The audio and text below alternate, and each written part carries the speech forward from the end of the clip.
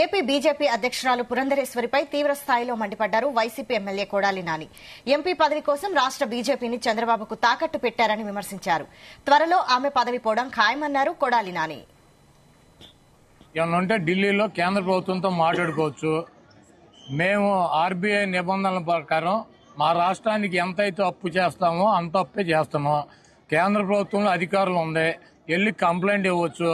మేమేమన్నా ఎక్కువ పరిమితికి మించి రుణం తీసుకుంటే దాన్ని ఆపే ప్రయత్నం కూడా చేయొచ్చు, ఆపవచ్చు కూడా.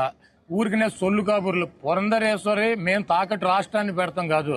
పురంధరేశ్వరి ఆవిడ ఎంపీ అవటం కోసం తెలుగుదేశం పార్టీకి బీజేపీని తాకట్టు పెట్టాలని చూస్తుంది.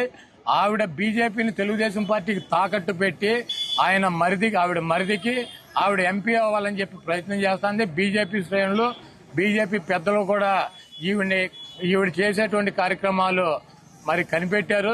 రేపు రాబోయే రోజుల్లో బీజేపీ వాళ్ళు ఆవిడ పదవి కూడా ఓడగొడతారు. ఆవిడికి ఒక ఎన్టీ రామారావు కూతురుగా పుట్టి పదవి కోసం కాంగ్రెస్ పార్టీలో చేరి కేంద్ర మంత్రి అయ్యి మళ్ళీ ఆ పార్టీని సంకనాకిచ్చేసి మళ్ళీ వచ్చి బీజేపీలో చేరి ఏదో రకంగా పదవులు సంపాదించుకోవాలి, బీజేపీ సంకనాకిపోయినా పర్వాలేదని చెప్పి ఆవిడ ప్రయత్నాన్ని రాష్ట్ర ప్రజలు